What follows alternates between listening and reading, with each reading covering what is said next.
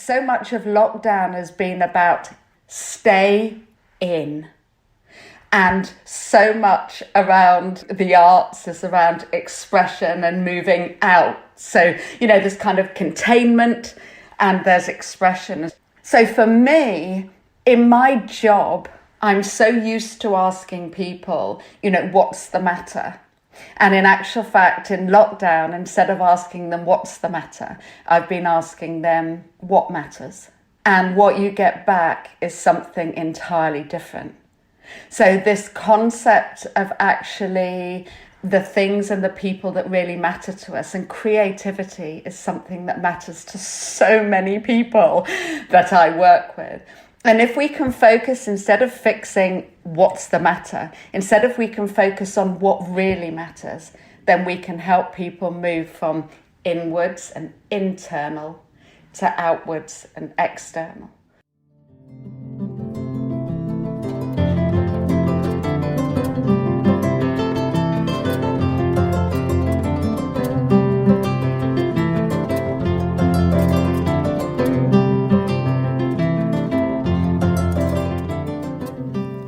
Hello and welcome to another episode of Such Stuff, the podcast from Shakespeare's Globe. Today we're launching a new series of the podcast.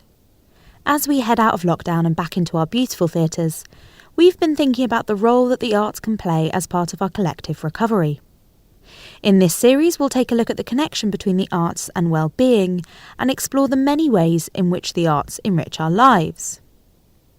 So, as we find our way back to some kind of normality, we ask, what role can the arts and theatre play in helping us to tackle mental health issues, in restoring well-being, and to help us find expression and connection again after a year of isolation? In this series, we'll be speaking to drama therapists, to psychologists, to artists, and to creatives, to dig deeper into the links between the arts and well-being, and to think about some of the practical ways that the arts can play a part in a sort of collective healing. Here's Michelle with the timely words of Virginia Woolf, and some reflections on a year without theatre and what it means to be opening our doors again. Listen not to the bark of the guns and the bray of the gramophones, but to the voices of the poets, answering each other, assuring us of a unity that rubs out divisions as if they were chalk marks only, to discuss with you the capacity of the human spirit to overflow boundaries and make unity out of multiplicity. But that would be to dream the recurring dream that has haunted the human mind since the beginning of time, the dream of peace, the dream of freedom. What is the function of the work that we do? We don't really talk about this circular economy of the work that we do, which also has an impact on well-being and mental health. And the work that we do and the plays that we do are rooted in feelings, thoughts, psychologies of people. It's the most human art form, fundamentally built around a human psyche. But yet, certainly throughout lockdown, so much of the chat has been what's quantifiable. And we contribute X billion pounds to the economy, but there's also something else that we contribute. And the only reason I think maybe we notice it now is because we also feel the lack of it. I definitely feel the lack of self-expression because, well, for me, it's being on stage or reading a poem or reading a book or reading a play. And there's something about the mental lethargy of not even being able to do that at the moment. I haven't got the capacity to even read a book. Yes, there's the practical thing of making something together, like what it is to create together, whether it's in a classroom or on stage or in a lecture room, like that there is something about that human creation that happens when you're together. But there's also something about the fact that when you read a story, the oxytocin kicks in to the point that you're actually experiencing what that person is either writing about or what that person is feeling on stage.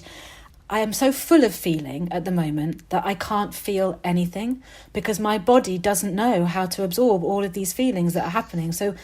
And I almost can't read the poem because I don't want to feel the grief, or I can't read the book because I don't want to feel the loneliness. Or how, as we re-emerge, what is the place of the thing that is fundamentally built on feeling and human connection, that also has its place in the economy, but also this place in the health as well as the wealth of our country, whatever we choose to call them, audience, witness, participants, like that's, theatre is about congregation. And we've not been able to do that. We've done the best we can. We've done storytelling, theatrical forms of storytelling. But I suppose as well, there's something about, like, the arts is forever having to justify its existence. The question that will always sit alongside the arts is, yeah, but really when you could be funding a hospital, or really when you could be funding a children's home, or really when you could, like, and we're not very good at articulating the civic responsibility or the social impact or the public benefit of arts. And I suppose specifically theatre, why theatre will always be the question that theatre has to keep asking itself, because it's always got to be in response to human beings. So I think it's no bad thing for us to have had a year where we've gone, why theatre? Why does it actually matter? What is its purpose? And I was going to say beyond entertainment, but also entertainment is also really important. That has benefit to go for 3 hours. You're not going to have to question it's not going to be an existential crisis. It's not going to be like, you're just going to go and have a lovely time for a few hours. That has benefit. And then there's theatre that will challenge you, take you out of your comfort zone. Then there's theatre that just is like with the Globe, where all you're doing right in that moment is together going, what does it mean to be alive? Someone has offered this as a possibility. I hope, it's something I've identified in me, or I noticed in me, that I sort of hope is true for others, is that I realise that when I'm engaged in something creative, the rest of the world stops. What I have really missed is that being on stage, and I think maybe it's why I'm drawn to theatre more than TV or film, because once a play starts, no one can stop it. And for 3 hours, you're just thinking about that one thing. I'm allowed to be present without the rest of the noise happening. And I hope that when we come back, we have created work that gives permission for that. There is so much noise and there is so much anxiety and there's so much real things to worry about. I hope that we give permission for people for 2 hours, 2.5 hours, 3 hours to just be present and let the rest of the world fall away for a bit.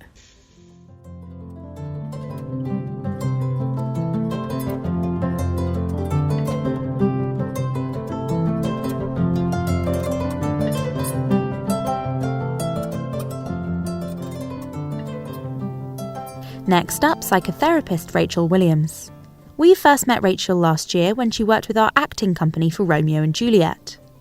Rachel works extensively with adolescents, and as well as her practice as a therapist, Rachel speaks regularly in schools and other organisations on adolescent mental health.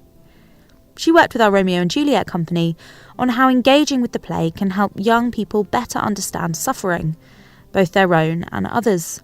So when the question of well-being in the arts came up, we turned to Rachel to get a better insight into how the arts and creative practices factor into the work she does with clients every day, and what patterns she's seen emerging in the last year.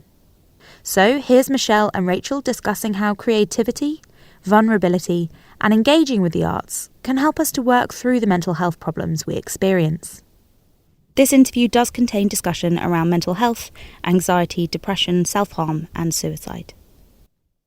There's a very real crisis that is emerging beyond the pandemic, beyond COVID, this mental health crisis that I know you touched on when we met way back in June, July, I think, last year. And one thing that's emerged from this time is we still have a very reductive way of talking about mental health, well-being, and where art fits into that conversation as a very human, as particularly theatre, that is something that's so built around the human and feelings and catharsis and expression and emotion.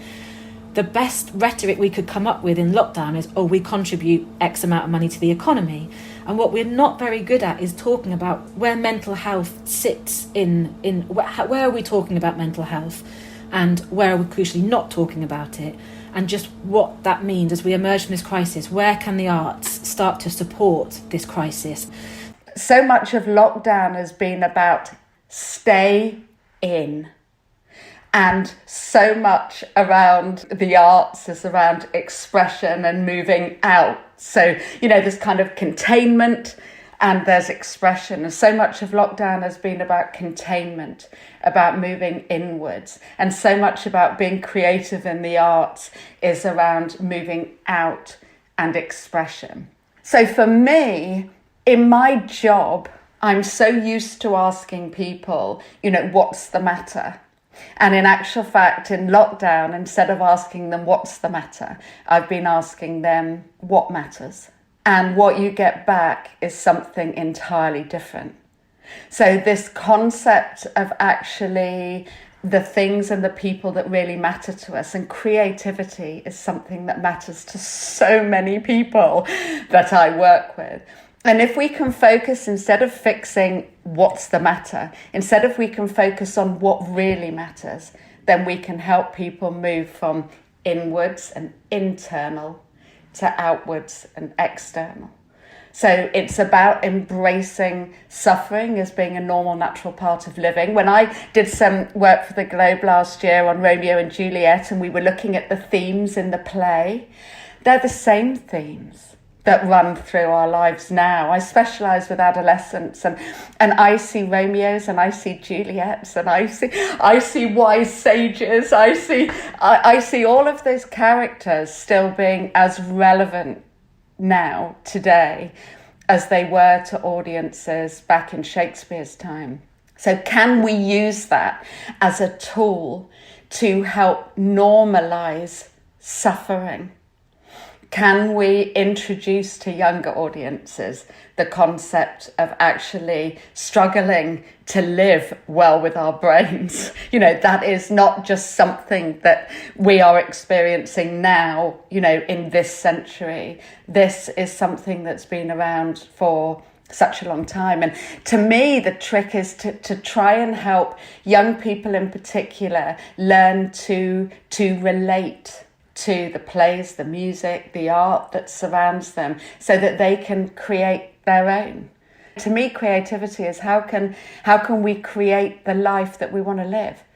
And we can only really do that when we focus on the things that really matter to us. Because if we can focus on the things that really matter to us, then we're far more willing to make room for the difficulty and the struggle that comes along for the ride. Without tapping into our values, we feel lost, and art is such a wonderful way to tap into those things that are so often hidden and try and drag them out, sometimes kicking and screaming, because it requires an element of courage too, to kind of learn and to help people express themselves. Because so much of this is about being heard, seen, and being understood. And what lockdown has done is we've had to rely so much on our own wise sage in our mind. And very often that wise sage doesn't have our best interests at heart. Our self-critic's job is not to make us happy. It's to keep us safe at all costs. And art brings us out of that. What's been interesting during lockdown is the absence of expression. So you suddenly realise how full of feeling you are because you have no expression. And it's not just necessarily you as a performer, but also when you go to the theatre or you go and listen to a concert, part of your body goes 1% of the way there to feel the feelings that are being expressed. So your empathic responses are always kicking in. But what I find amazing is often with kids when they go to the theatre is that the question is always, what did you think? Not what did you feel? Absolutely. It's really interesting because we don't teach young people that emotions are a guide to our values.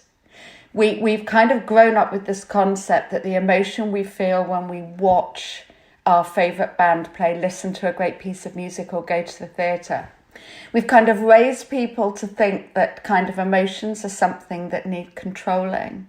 We label them as good or bad emotions, and as soon as they become a bad emotion like shame or anger or frustration or sadness even, then we tend to encourage people to try and sort of get out of that.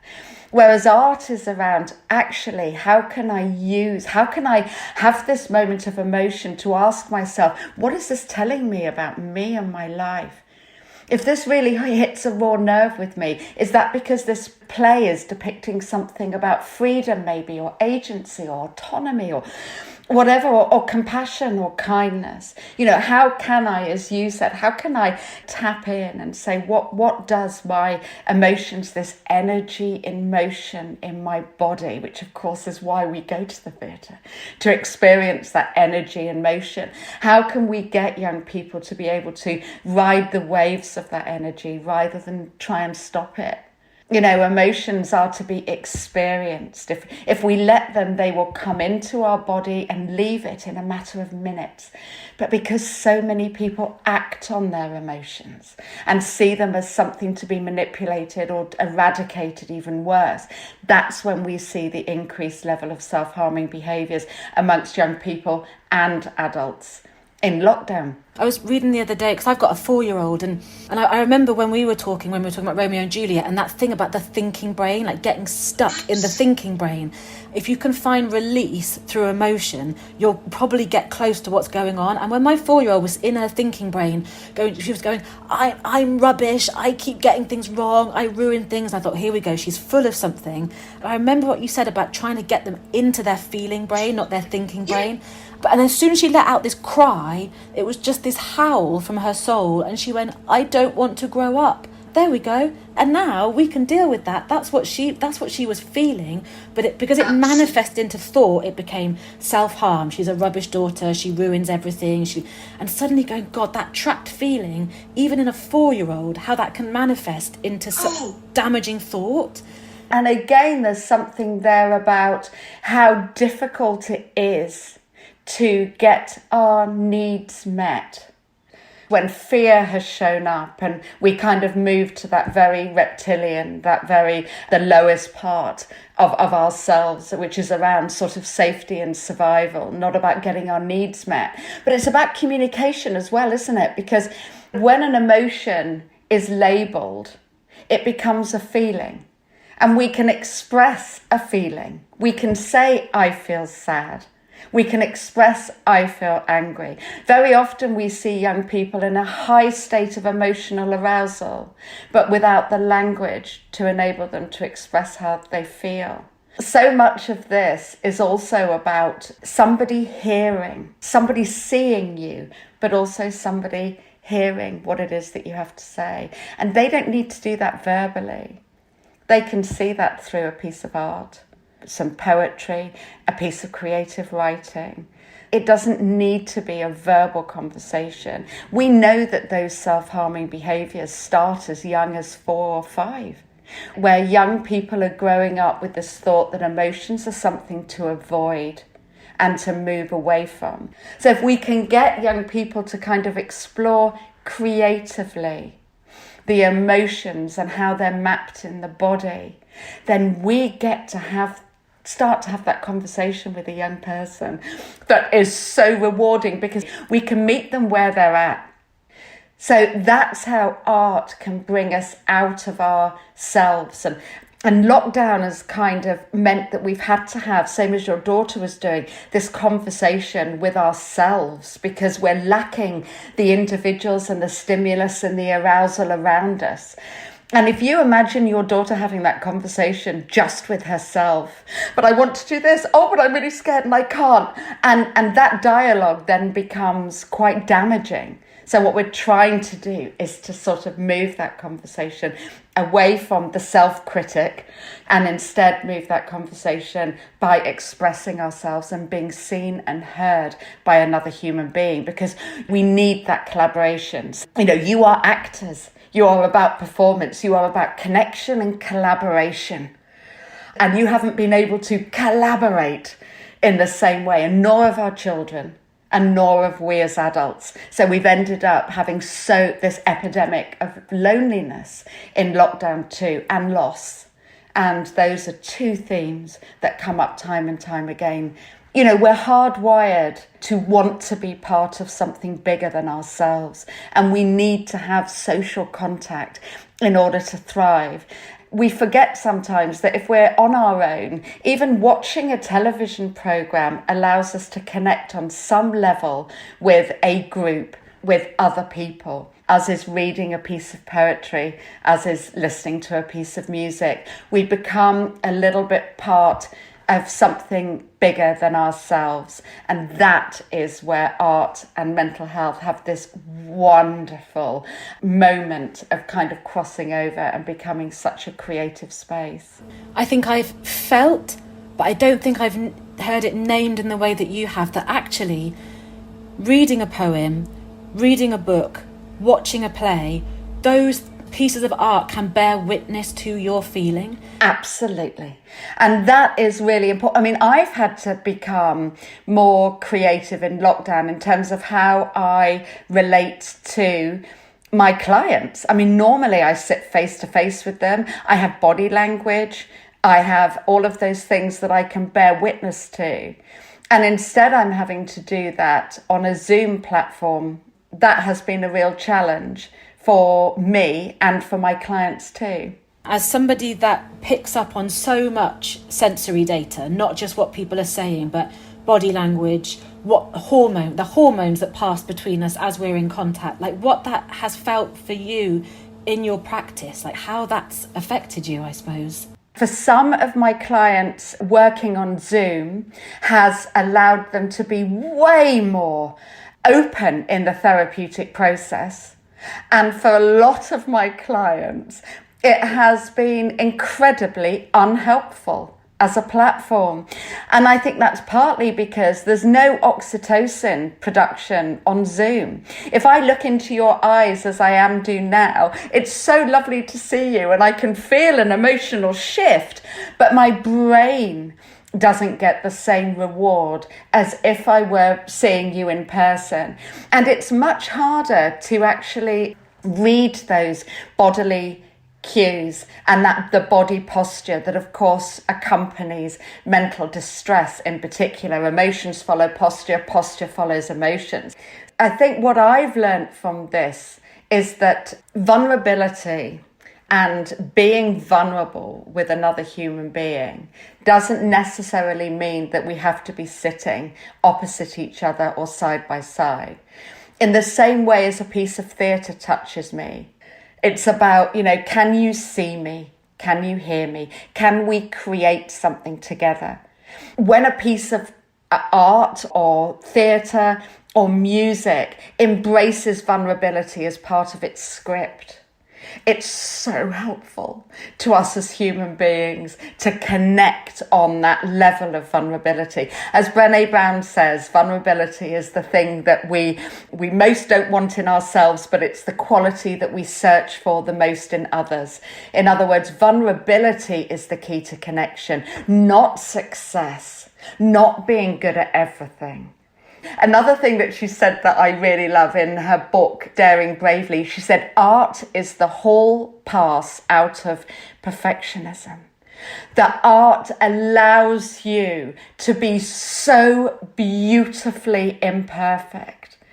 And in fact, it's the imperfections that people are searching for, because when we see someone else's imperfections, we can relate to that.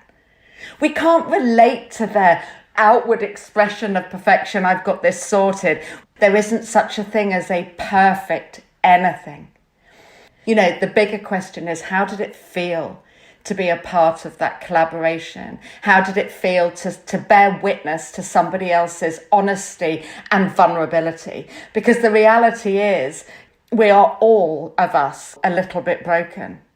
And if we can just embrace that and do that through art, through performance, through collaboration, through connection, then we get the opportunity to do something really, really, really powerful, which is help people relate on that level rather than the thinking level. And something else you said about relating and in that moment, not about the moment that might come, because when it's truly vulnerable, it can only be now. Absolutely. And of course, what theatre does in particular, it brings us into the now in the same way that our breath does. If we bring the full focus of our awareness to a performance then we are in the now. And, we spend the vast majority of our time lost in thought.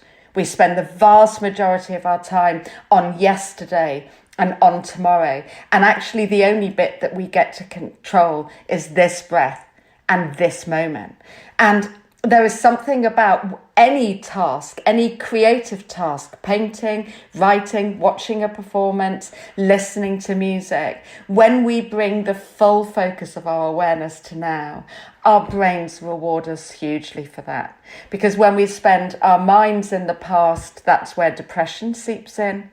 And when our minds are always on the future, that's where anxiety, which of course we've seen a huge rise in anxiety amongst people from all ages during lockdown.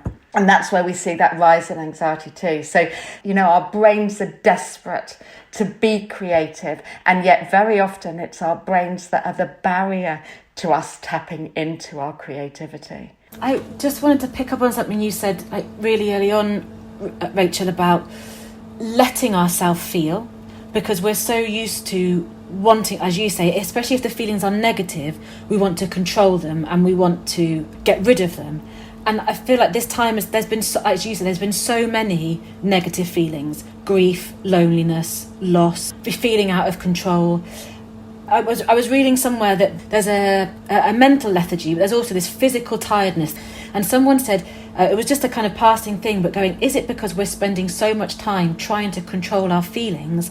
Absolutely. And most of us put all of our energy into trying to control not just our emotions, but also our feelings and also our thoughts. So much of our energy, especially when we're young, goes into believing everything our mind tells us and trying to control our thoughts and control our emotions. Sometimes they can feel like unwanted house guests. I get that. But it's about, as Rumi's poem, The Guest House, says, it's about inviting all of these emotions in, because actually they really show you what matters. And if you bring curiosity to your internal worlds, this is what I teach about how do you bring curiosity to what is going on internally. If you shine some light in those dark areas, not only do you get the most beautiful insight into what really matters to you as a human being, but you also learn that rather than for being controlling, they're actually there for you to experience. You will find that they come and pass through you. We are not our emotions. Sometimes they linger in our bodies for far longer than is good for us. And very often they linger because nobody has heard the message that they bring. They stay until you've clocked it. So rather than veer away from, if you can lean into the difficulty, remembering that, everything that we do carries risk. Everything we do carries the option of it working and not working, success and failure. And if we can sort of embrace failure as being on the other side of success, and that if we throw away our ability to feel anger and frustration, we also numb our ability to experience joy and pride. They are two sides to the same coin. And that's why we can't eliminate distress, suffering, vulnerability, failure, sadness. What we can do is learn to get out of the habit of labeling thoughts as being negative or positive, and learn that our thoughts are not facts. That actually most of what our mind comes up with is just our mind's way of trying to keep us safe at all costs. And if that means that it's going to beat me up all day so I stay in bed so I'm safe, it's going to do that. I need to learn how to relate to that, not get rid of it, because I still need a self-critic to tell me that I don't suit the colour purple and not to go to Waitrose in a bikini. I still need to have that part of my brain that says, Rachel, don't do that stuff. But can I cultivate some kindness in the way that I respond to my thoughts and feelings? Can I actually become a more compassionate friend to myself. And that's why that point of externalizing. So it's being curious about what's going on inside and then expressing it and being heard externally. And, when we see self-harming behaviors with people, it actually, our brains reward us in that moment for experiencing that physical pain as opposed to that emotional pain. But we then end up with this really unhealthy relationship that says, when I'm stressed, I do this and my brain rewards me. And so what do I do again? I get stressed again, so my brain rewards me. So I'm effectively rewarding myself for being stressed. And we have to try and break that cycle. Can I be with this? Those mechanisms for coping that you talk about, they're lonely acts. And you're just making me think more and more about the importance of congregation when we come out the other side of this. That yet there are lonely acts of creativity, whether it's colouring in or knitting or whatever it is, but something about that communal act of being in that, participating in something creative together. Because it makes me think about, we know that Shakespeare wrote so many plays during these lockdowns, or when the plagues would come. He wrote Macbeth, King Lear and Antony and Cleopatra. He wrote 3 tragedies because he knew that the audience would need catharsis for all of those feelings, those big epic feelings. The last line of Lear is, speak what we feel, not what we ought to say. Everything you're saying about how do we find ways to get people to re-engage with arts because it's something that's healthy, it's good for you to do, because it, as you say, externalizes these things. But I think it's about how do we teach the practices as well. I mean, when I see, for example, art therapy programs running in schools, when I see that young people are encouraged to move their bodies through yoga, for example, in schools, when I see young people being engaged in creative writing exercises, for example, in school, or emotions mapping, which is what I've done with quite a lot of young children, what it does is it starts a conversation about something that has for so long been shameful. And the reality is we're all at some point in our lives going to have thoughts of not wanting to be here anymore. We need to have a conversation about that.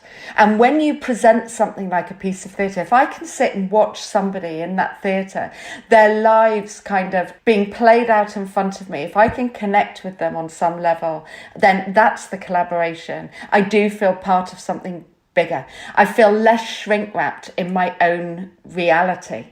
And kind of loneliness is a subjective experience, isn't it? You could be in a crowded room and still feel very alone. So anything that can bring us out of ourselves, bring it out to play and see whether or not something that we can create could be understood by somebody else, and that somebody else may be able to meet us where we're at. Well, those moments of connection are those moments of joy. You just said then about shame. Even just at work or with friends, what I've been hearing a lot is the denial of feeling because someone else has got it much worse. This compare to where other people are at in the crisis. People are denying their own place in the crisis, which is affecting everybody. That is so true. And there's the ubiquity of human suffering again. I think that's where we confuse, for example, grief as being the loss of somebody through death. The grief that I've seen during this pandemic has been the loss of meaning, the loss of purpose, the loss of jobs, of income, but the loss of company, losing the courage to do the things that we used to do. And when we put that in a hierarchy and say my loss is bigger than yours, we instantly move to that more shaming part that says, my emotions, I don't have a right to those. There's this constant comparison. And that's why so much of mindfulness is actually about letting go of those sorts of needs to care so much about what other people think, because we can't control that, but actually bringing some curiosity to what is going on for us in this moment and not judging the pain that we're experiencing, but just bringing a compassionate mind towards it, which is why so many of the artistic practices that we do in therapy are about cultivating that kind of compassionate voice. Would you speak to a friend like that? If the answer's no, why do you speak to yourself like that? It's kind of, really trying to get people to look inwards and then to express. And that takes courage, by the way. That takes real courage. And that's why it's so lovely when you see a Hamlet and you're sitting in an audience and you think, whoa, sometimes I feel like life is too much. It's not just me that has thoughts of not wanting to be here anymore. It's not just me that is grieving. It's not just me that can't make friends. It's not just me. And that is the collaboration. And that is extraordinary. And it's no surprise that the most famous 6 words in the English language is to be or not to be. Yeah, we're human beings, not human doings. And I think we forget that sometimes. We judge so much on what people do. And I think, we do so much about what we do and what we produce. But fundamentally, it is about, we need to focus on being as much as doing. Emerging out of lockdown is going to be as hard for people as going in. As the arts come back, we can see more and experience more. We have a real responsibility there too, to make sure that, what we put on, that we don't say this is perfect in any way. That, this is us bringing this play to life. And some people will relate to this and some people will think, oh, well, I've seen it done a different way. That's okay. We can't be perfect in art. It's all about the expression and the perception. Every single one of us has been impacted. Having a global pandemic and expecting not to be impacted by it is like expecting somebody to walk through water and not get wet. But fundamentally, we've all had to challenge the relationship we have with our internal worlds. And we've all had to have honest conversations with ourselves about what we need more or less of, what in our life has been nurturing and depleting. So as much as this has been an obligation to stay indoors, it's also been an opportunity for people to try new and creative ways of expressing themselves. I feel so passionately about it, and I feel so passionately about its place in our culture, and yet because it's unquantifiable, like I read something the other day about the fact that it's really hard to put a value on it, like a cost value on it. So if you can't put a value on it, its intrinsic value is therefore 0 and it doesn't appear in a budget line. So if you don't know what it appears as in a budget line, you don't know how to invest in it. And I thought, my God, we have such a long way to go to quantify the unquantifiable, so we know how to properly invest, not just money, but invest time, invest expertise, invest conversation. I mean, we have literally been drenched and saturated in culture, and yet we still don't know how to talk about it. It's the one thing we've all been doing is listening to the podcast, watching things on television, watching films, listening to music, and yet still we don't know how to intrinsically value it. We don't know how to calibrate the need that's being met. I think that's the difficulty. If you watch a performance, everybody in that audience, as you said earlier, will experience an emotional connection. We can't measure that. And some people will relate to certain characters and some people will relate to others. And we can't measure that. We don't ask them if they came out of the performance, how they feel when they leave. There's no point in interviewing people when they come out of Romeo and Juliet saying, hey, do you feel better?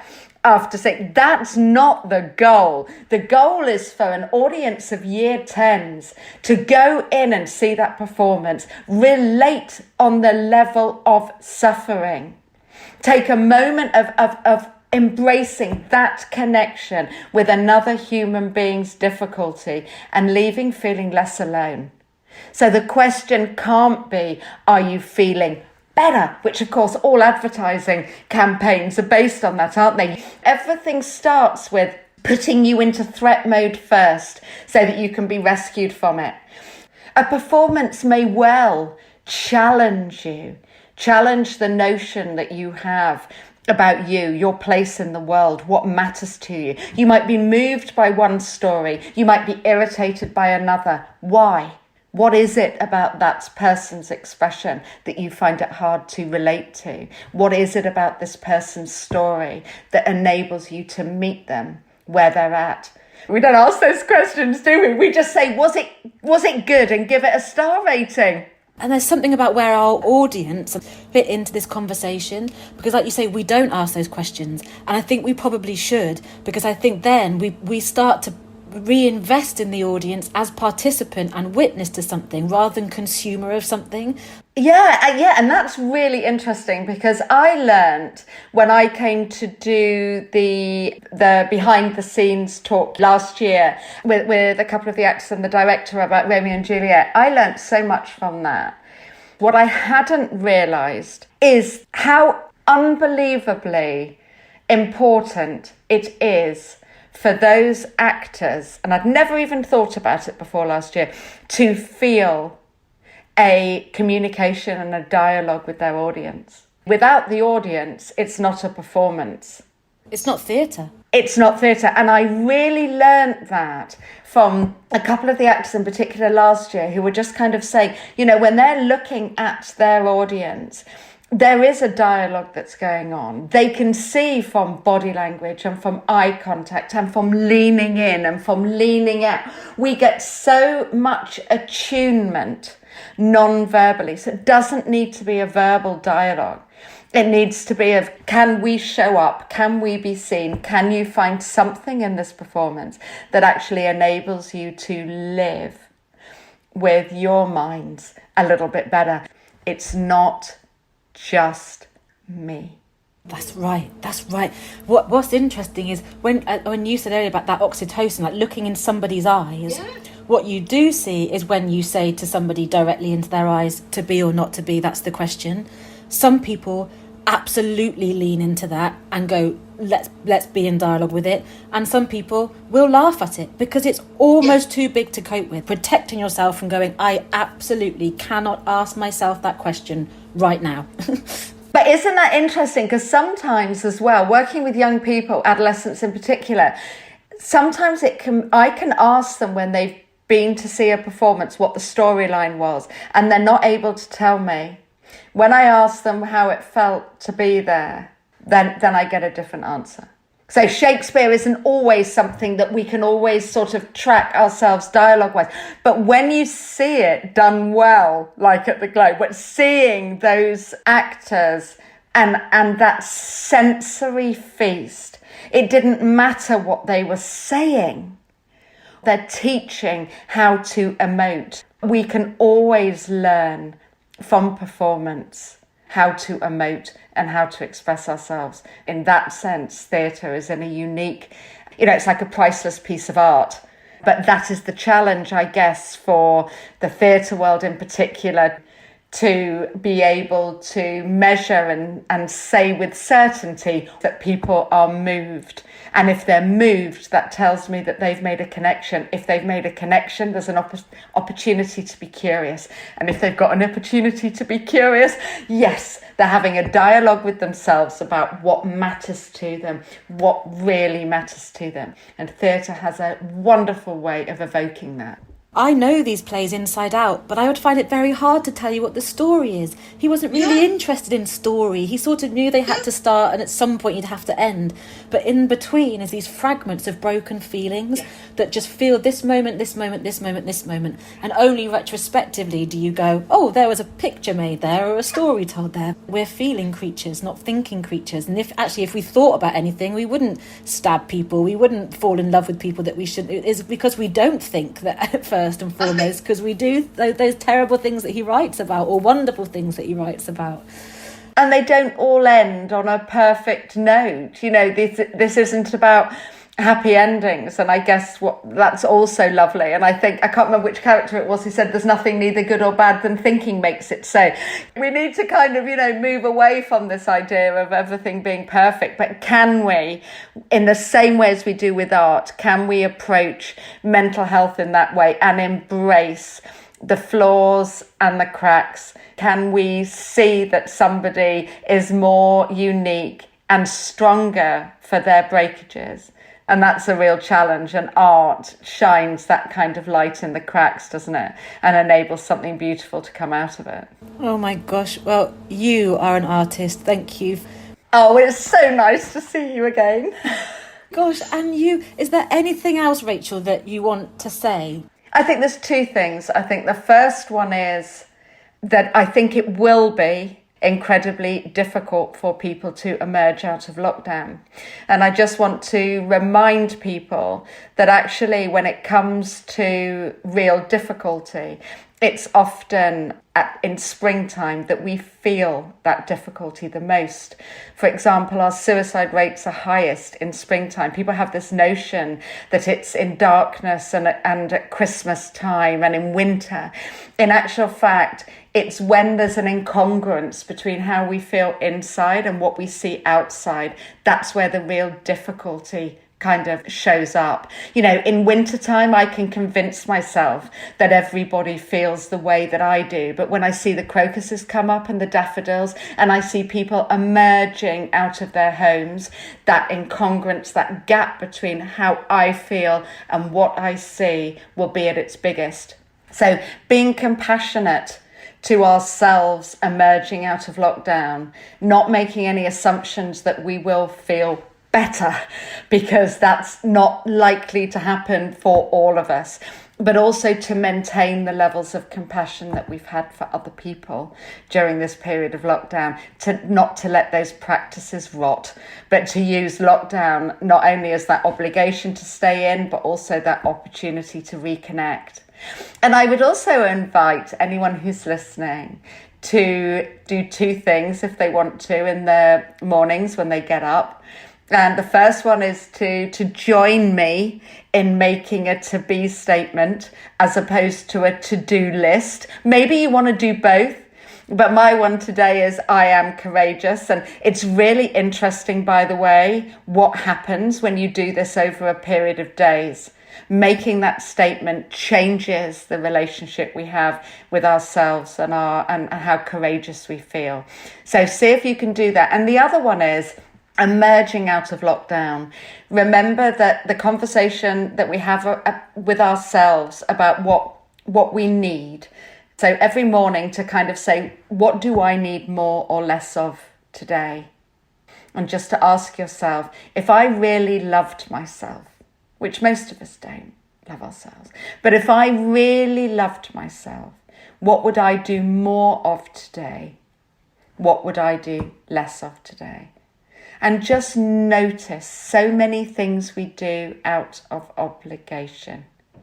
So the next time you see someone struggle, rather than ask them what's the matter, maybe you could ask them what matters, and just kind of see what comes out of that conversation, because it really helps us have a relationship with their feelings. It shifts the conversation, and it can be quite beautiful.